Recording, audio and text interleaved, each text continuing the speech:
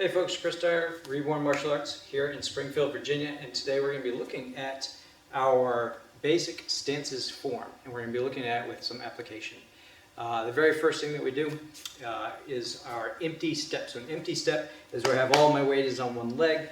In the form we have this initial opening position through here, bringing my arm in, hands head across, and this leg is empty or it doesn't have any weight on it. And the value of this is I can be doing this as a knee spike. I can be freeing this foot in order to do some sort of throw or lock on the leg. My arms are doing one thing, and down below we're focusing on something else entirely. So that first empty step frees this leg up. The next position that we go into is our bow step. So I'm going to step out with the foot. How I teach this is the foot goes out, and then before my weight shifts, I can begin my action with my hands. So the only thing that matters is the moment impact. I can start my action through here, I can send this out as a block, and then right when I'm about to make contact, that's when I focus on that weight shift and going into this nice deep stance. The next position, we go into rooster or single leg pose. We lift up, the knee and the hand come together, they go out together, in together, and then our next pose is our horse stance. This hand does a block. I'll go ahead and switch it so we're on the other side. We block up, like so. And then I step into a horse stance and we throw our punch out this way. So the hand that was here, I'm kind of going underneath this one as it's going into my horse. Horse, we're typically do 60 on our back leg, 40 on our lead leg, which makes this a defensive pose. So if I'm back weighted, this leg is free. If the person tries to do a sweep on the leg, I can pick it up quickly. From here, I then shift my weight forward, turning my hip around, and I'm going to step back with this leg, and I'm in my high lotus pose. From here, I just simply drop. You want to keep a straight back, and then stand back up. Now our tiger pose, we're going to bring the foot in, step it out wide, and I'm going to lean into this position, like so. I then shift, turn the foot in the hands, drop down low, low tiger, and then we're going to come through, back to another empty step. This is an open empty, so my feet are wide apart through here. And then we close it back off. Now let's look at some of the applications. Okay, so first thing we're going to do, our partner is going to punch in. When we train this, we either do right or left. The person who's defending themselves has to kind of respond naturally. For this, just because we're looking at very, very quick applications of the techniques, I'm just going to have him punch right in this case. So I'm going to start with this open hand block.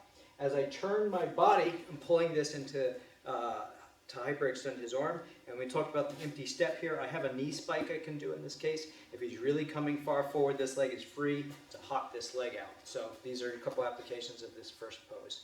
The next part, if I'm here and I slips or I lose him, he throws that next punch. There's my application.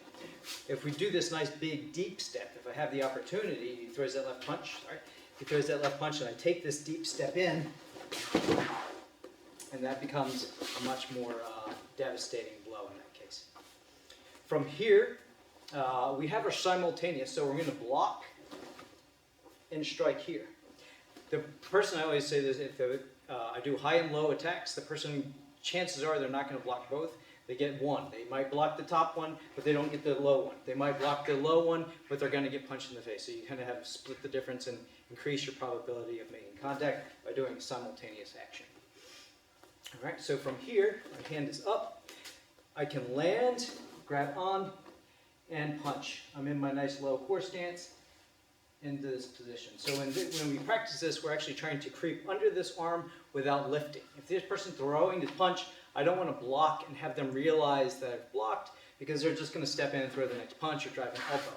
I actually want to throw this up as incidental, and I'm coming underneath, and I'll oftentimes switch this over to a forearm strike into the floating ribs. But I want to coil my body through and under that arm, not so much lift up through here as I'm driving in. And again, my nice low stance of locking up the legs down below.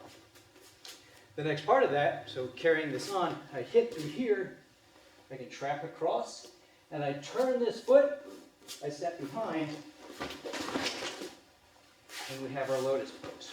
So that stepping back allows my body to turn, giving him an opening to pull. Again, so 1, 2, 3, step, down, and there's my low lotus pose. We strike in this direction. The next part, convenient, is over here. We're going to parry this down. I'm going to step in deep. This hand comes across to make sure I'm trapping this arm. That step in deep is giving him an opportunity to get caught behind my legs as I'm splitting his body top and bottom. All right, if he doesn't fall in this case, here I strike, maybe he starts righting himself, he stands back up.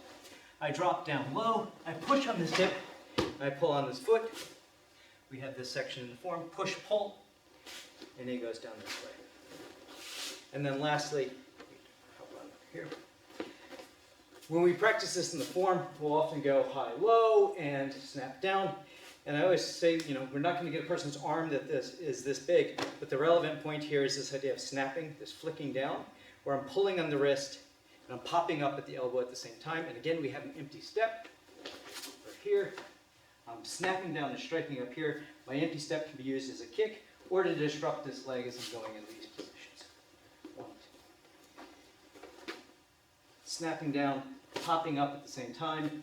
Empty step to disrupt here, kick, step in deep, wherever it happens to be.